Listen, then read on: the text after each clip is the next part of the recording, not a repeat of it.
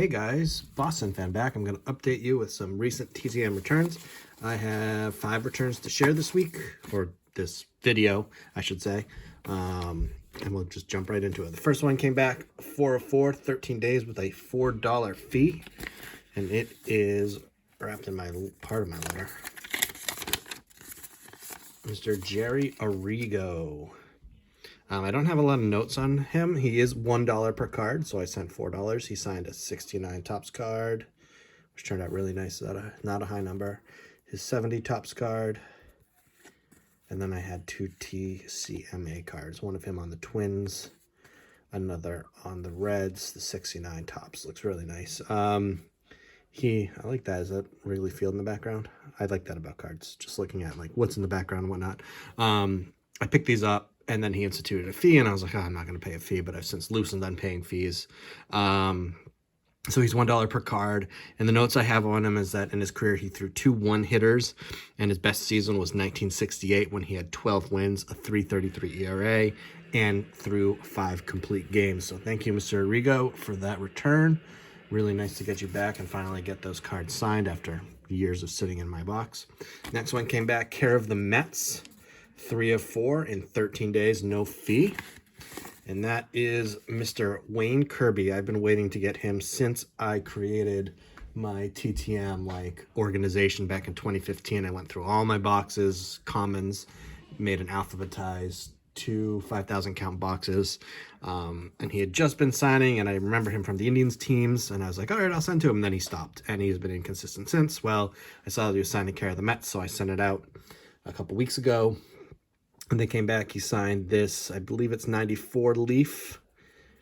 Did not sign his 93 score, which is okay. Or is that 94 score?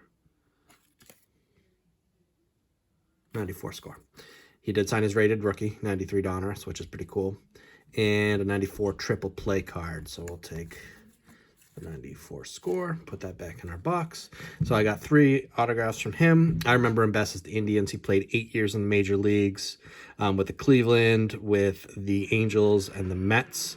He was a .252 career hitter, had 44 career steals, but he was on when the Indians were up and coming. He was part of that. I remember him. He wasn't an everyday player, but the Red Sox were, at least in 95, pretty decent. And so I remember them playing the Indians a lot. In 1993, he hit 260, I think, 1, and hit 293 in 1994. 93, he had 6 home runs, 60 RBIs, 17 steals. And then the 95 Indians, again, the one that I remember the most, they went to the World Series that year. He played in 101 games for them out of the, It was 144 in the straight short season. So glad to add him to my collection. I've never gotten him back. I've literally been waiting 8 years to send to him. I think I had the letter written to him almost 8 years ago. It's just been sitting in the binder of letters that I carry. And then finally I was like, you know what, I'm going to try it. And it paid off. So actually really good. So Mr. Kirby, if you're out there watching, why would you watch my videos? You're coaching the Mets. But if you are, thank you for that autograph.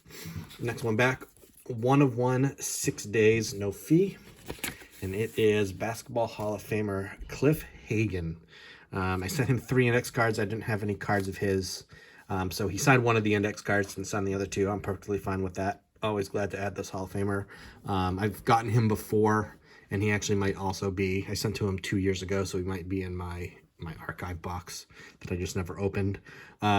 He's one of the pioneers of basketball. He was in the early NBA.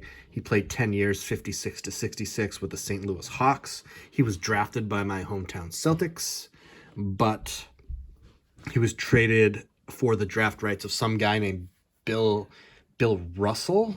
I don't know who that is, but just kidding. He was traded away by the Celtics for Bill Russell. So they traded away a Hall of Famer, but they got the draft rights to, one of the top 5, top 10 players of all time. So I think that's pretty cool. And he was actually the first player out of Kentucky, University of Kentucky, to make it to the Basketball Hall of Fame. As you see there in the autograph, he was elected to the Hall of Fame in 1978.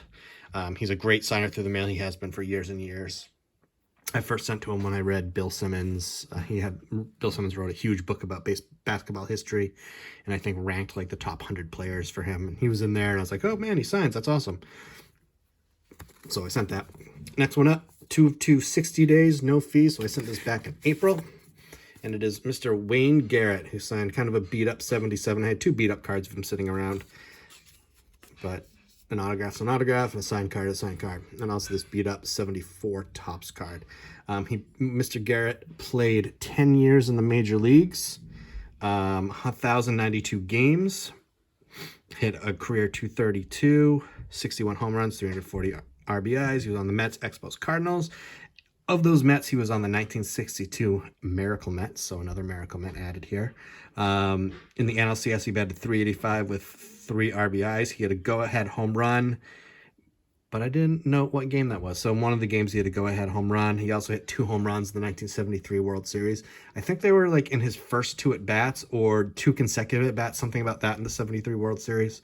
And that's really all he did in the 73 series for the Mets.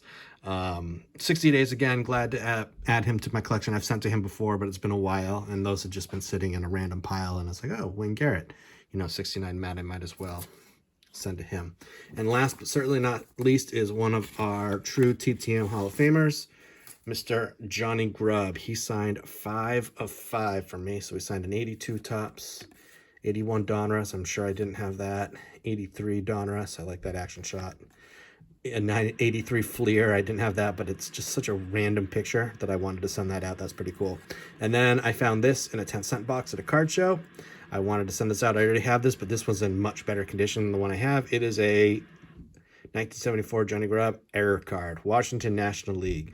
If you don't know the story about this, everybody was sure that the Padres were moving to Washington, as Washington didn't have a team. They wouldn't have a team until 2000, and I don't remember what year, 2004 or so.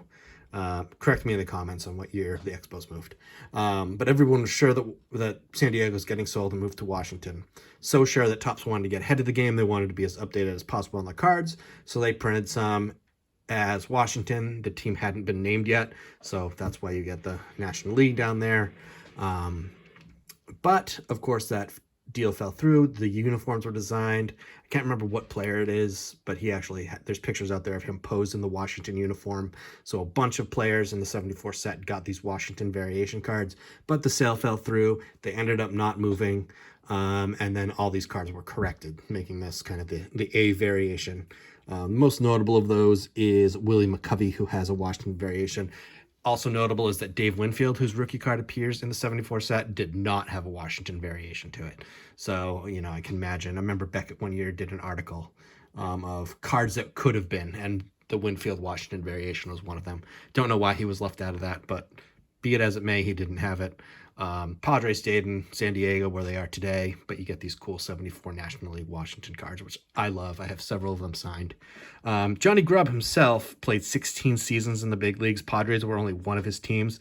He also played for the Indians, the Rangers, and the Tigers. Career-wise, he hit 278 with 99 home runs and 475 RBIs. He was an all-star in 1974 for the Padres when he hit 286 and knocked in 42 runs. He was also on the 84 Tigers. He only got 3 at-bats in that World Series. He went 1 for 3. And he was on the 1987 division-winning Tigers. And the 4 ALCS games, he hit 571. But, of course, the Tigers lost to the Twins that year. And he has always been a great TTMer. He'll sign whatever you send him. He's super nice. And if you collect in the junk wax era, you were going to have a ton of his cards because he was in every set, at least in 1980 through. He's got an 87 card. I don't know about 88, but, he's got a ton of cards out there, probably sitting in your common box. So pull them out, send to Mr. Grubb. Nice to get a former All-Star, former World Series champion Tiger. And that's it. Those are my 5 returns so far this week. I've been writing a ton of letters. I've been getting them out, so I hope to get more TTM videos out to you guys, share who's signing, or at least who I'm sending to. And if you like this content or have any suggestions, I'd love to hear it in the comments, and I'd love to add new subscribers if you haven't already. I do TTM videos, fairly often. I haven't been great about it recently, but I try to get it out as much as possible. Just share who's signing and what information I can about the players. I include the addresses down in the information below. So anyway, everybody, thank you for taking the time to watch my video.